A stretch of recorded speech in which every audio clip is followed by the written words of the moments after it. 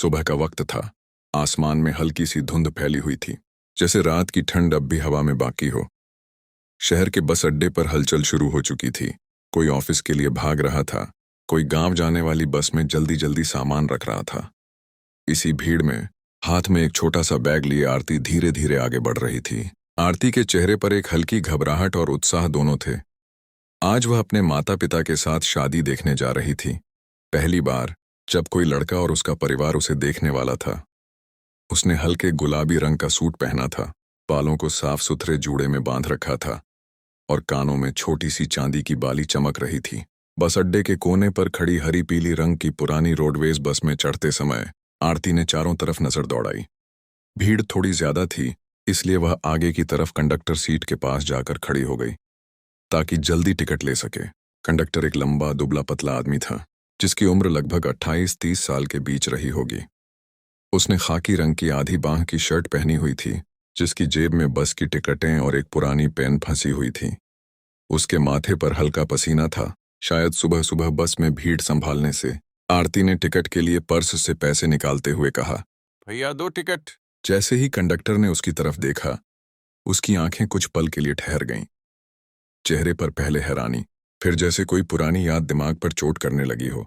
आरती, उसने बहुत धीमी आवाज में कहा, जैसे यकीन ही ना हो। आरती के हाथ एक पल को हवा में रुक गए। उसने धीरे धीरे ऊपर देखा और उसका चेहरा सख्त हो गया। विक्की? बस का शोर, इंजन की घरघराहट, लोगों की आवाजें, सब कुछ जैसे कुछ सेकंड के लिए रुक गया। ये वही विक्की था, उसका बड़ा भाई, जो 10 साल पहले एक दिन अचानक घर छोड़कर चला गया था। तब आरती सिर्फ 12 साल की थी। घर में किसी को नहीं पता था कि वह कहाँ गया, क्यों गया। पिताजी ने सालों तलाश की, लेकिन विक्की का कोई पता नहीं चला। और आज वही भाई इस पुरानी बस का कंडक्टर बनकर उसके सामने खड़ा था। विक्की के चेहरे पर थकान, झुर्रियों की शुरुआती लकीरें और आंखों में एक अनकहा बोझ था। लेकिन उसके होठों के कोनों पर एक हल्की सी मुस्कान आई, जो शायद शर्म और खुशी दोनों से भरी थी। तू यहाँ? आरती ने धीमे लेकिन भारी लहजे में पूछा।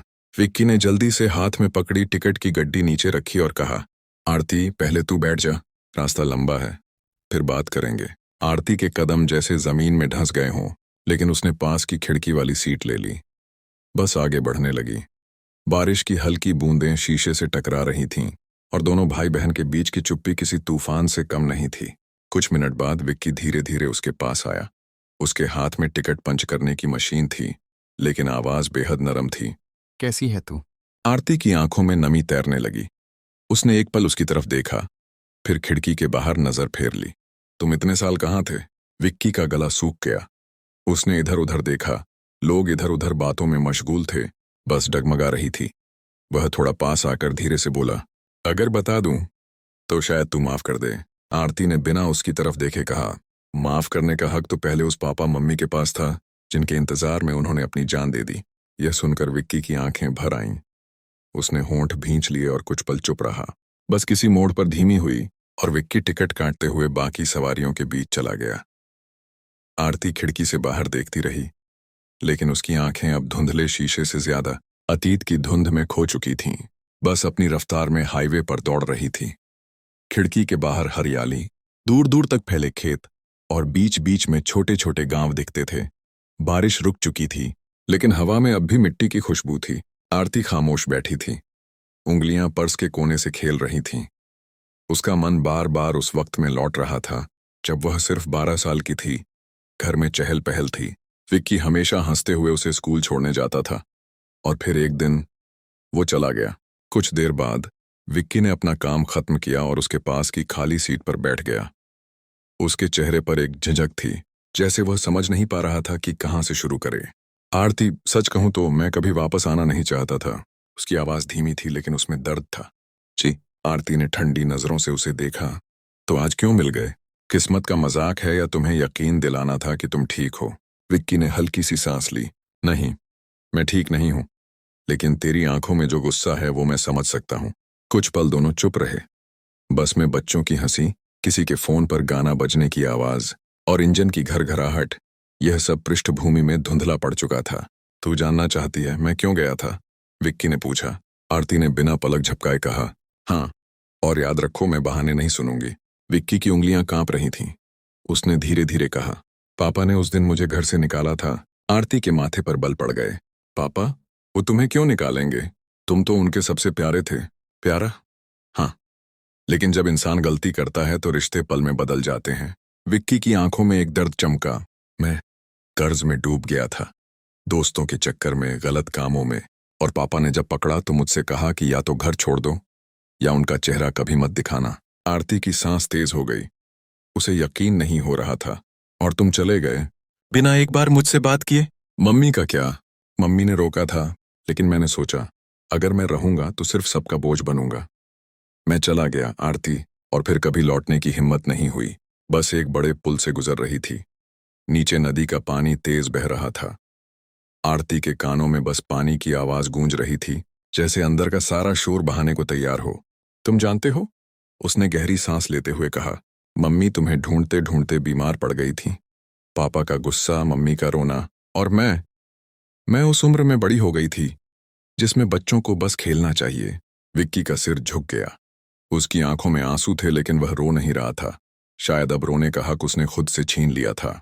बस एक ढाबे पर रुक गई। लोग चाय और नाश्ते के लिए उतरने लगे। विक्की धीरे से बोला, चल नीचे चलकर बैठते हैं, मैं सब बताऊंगा। आरती ने पहले तो कुछ नहीं कहा, फिर उठ खड़ी हुई। दोनों बस से उतरे।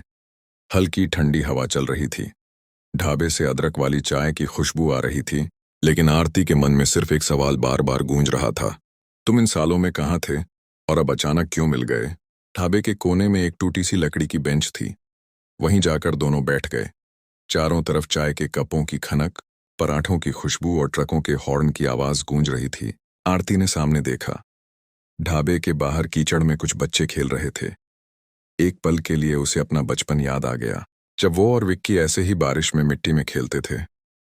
लेकिन अब उनके बीच वो मासूमियत नहीं बची थी, सिर्फ सवाल थे और दर्द। विक्की ने अपने हाथों को मेज पर रखकर कहा, तुझे मैं अपनी पूरी कहानी बताऊंगा, लेकिन ये आसान नहीं है। आरती ने ठंडी आवाज में कहा, मुश्किल तो उस दिन से है जब तुम गए थे। विक्की ने गहरी सांस ली, जैसे अंदर जमा सारा बोझ एक एक करके बाहर लाना चाहता हो। जब मैं घर छोड़ा तो कुछ दोस्तों के साथ दिल्ली चला गया। वहां शुरुआत में होटल में बर्तन मांजता था। फिर एक दिन एक आदमी ने कहा कि मुझे ट्रक ड्राइवर के साथ हेल्पर बनना चाहिए, पैसे अच्छे मिलेंगे। मैंने हाँ कर दी। उसकी आंखों में दूर तक फैले रास्तों की यादें झलक रही थीं। रात रात भर सड़कें नापता था, पेट्रोल पंप पर सोता था। कई बार सोचता था कि वापस आ जाऊं, लेकिन पापा का चेहरा याद आता, उनकी आखिरी बात, मत लौटना, और मैं रुक जाता। आरती चुप थी। उसकी आंखें विक्की के चेहरे पर थीं, लेकिन दिल में पुरानी चोटें फिर से हरी हो रही थीं। फिर क्या हुआ? उसने धीरे से पूछा। एक दिन, विक्की ने गला साफ किया, हमारा ट्रक पंजाब में एक हादसे में उलट गया। ड्राइवर की मौके पर मौत हो गई और मैं 3 महीने अस्पताल में रहा। उसी दौरान मुझे पता चला कि मेरे पास कोई नहीं है, न घर से कोई आया, न पुराने दोस्त। तब समझ आया कि मैं सच में अकेला हो गया हूं। आरती का गला भर आया, लेकिन उसने खुद को रोने से रोका। फिर तू यहाँ बस कंडक्टर कैसे? विक्की ने हल्की सी मुस्कान दी, जो उसके दर्द को छुपा नहीं पा रही थी। अस्पताल से निकलने के बाद मैं हर छोटे मोटे काम करता रहा, कभी ढाबे में, कभी गोदाम में। फिर किसी ने कहा कि बस डिपो में हेल्पर की जरूरत है। मैंने काम पकड़ लिया और धीरे धीरे कंडक्टर बन गया। ढाबे वाला चाय लेकर आया। कप से उठती भाप के बीच दोनों के बीच की खामोशी और गहरी हो गई। आरती ने कप हाथ में लेते हुए कहा, तू जानता है मम्मी अब भी तेरे लिए दुआ करती हैं। उन्होंने कभी तेरे बारे में बुरा नहीं कहा। पापा भी अब बदल गए हैं, लेकिन तेरे लिए उनके दिल में पछतावा है। विक्की ने आंखें झुका लीं। उसकी उंगलियां कप के किनारे को पकड़ते हुए कांप रही थीं। मैं डरता हूं आरती, डरता हूं कि अगर घर जाऊं तो सब मुझे माफ नहीं करेंगे। आरती ने पहली बार थोड़ी नरमी से उसकी तरफ देखा। माफी मांगने के लिए हिम्मत चाहिए, और तू आज मुझे सच बता रहा है, ये हिम्मत की शुरुआत है। विक्की ने उसकी आंखों में देखा, और उस पल लगा जैसे सालों की दूरी में एक छोटी सी दरार पड़ गई हो, जिससे थोड़ी रोशनी अंदर आ रही थी। ढाबे के बाहर बस का हॉर्न बजा। लोग जल्दी जल्दी चढ़ने लगे। विक्की ने आहिस्ता से कहा, चल बाकी रास्ता साथ चलते हैं, शायद तेरी मंजिल तक और शायद मेरी भी। बस फिर से सड़क पर दौड़ने लगी। बाहर हल्की बारिश अब भी गिर रही थी। खिड़की से आती ठंडी हवा में मिट्टी और भीगी पत्तियों की खुशबू घुली थी। आरती खिड़की के पास बैठी थी, विक्की उसके ठीक सामने वाली सीट पर। दोनों के बीच अब वो अजनबीपन उतना नहीं था, लेकिन बातें करते करते कभी कभी चुप्पी भी आ जाती। विक्की टिकट फाड़ते हुए मुसाफिरों को दे रहा था, पर बीच बीच में उसकी नजर आरती पर ठहर जाती। उसे डर था कि यह सफर खत्म होते ही शायद ये मुलाकात भी खत्म हो जाएगी। आरती धीरे से बोली, तूने कभी सोचा था कि हम ऐसे मिलेंगे? विक्की हल्के से हंसा, नहीं, मैंने तो सोचा था तू अब बड़ी हो गई होगी, मुझे भूल गई होगी। आरती ने आंखें झुका लीं। भूलना आसान होता तो शायद मैं भी भूल जाती, लेकिन तू मेरा भाई है विक्की। जो भी हो, ये रिश्ता कभी टूट नहीं सकता। उसके शब्दों ने विक्की के दिल में गहरी चोट के ऊपर जैसे मरहम रख दिया। बस एक छोटे कस्बे के स्टॉप पर रुकी। यहां से आरती को शादी वाले गांव जाना था। बाहर मिट्टी में पानी जमा था, लेकिन गली के किनारे पीले लाल बल्बों की रोशनी से सब चमक रहा था। आरती उतरने लगी तो विक्की ने बैग उठाकर उसके हाथ में दिया। रास्ता लंबा है, सावधान रहना, उसने कहा। आरती कुछ पल उसके सामने खड़ी रही, फिर अचानक आगे बढ़कर उसे कसकर गले लगा लिया। तू घर आना, चाहे पापा कुछ भी कहें, मैं तेरा साथ दूंगी। मम्मी तेरे इंतजार में हैं। विक्की ने उसकी पीठ पर हाथ रखा। आंखें भीग गईं। वादा करता हूं आरती, इस बार गायब नहीं होऊंगा। दोनों अलग हुए। आरती के चेहरे पर हल्की मुस्कान थी, लेकिन आंखें नम थीं। बस के अंदर से ड्राइवर ने आवाज दी, चलो भाई, लेट हो रहे हैं। विक्की ने हाथ हिलाया। आरती ने भी जवाब में हाथ उठाया। धीरे धीरे वो भीड़ में खो गई और बस फिर से चल पड़ी। सड़क पर दूर तक सिर्फ बस की लाल टेल लाइट और बारिश की चमक रह गई। विक्की सीट पर बैठा, सिर खिड़की से टिकाकर बाहर देखने लगा। उसके दिल में अब एक नया सपना था, लौटने का, फिर से परिवार का हिस्सा बनने का, और बहन के साथ बिताए खोए हुए सालों को वापस लाने का।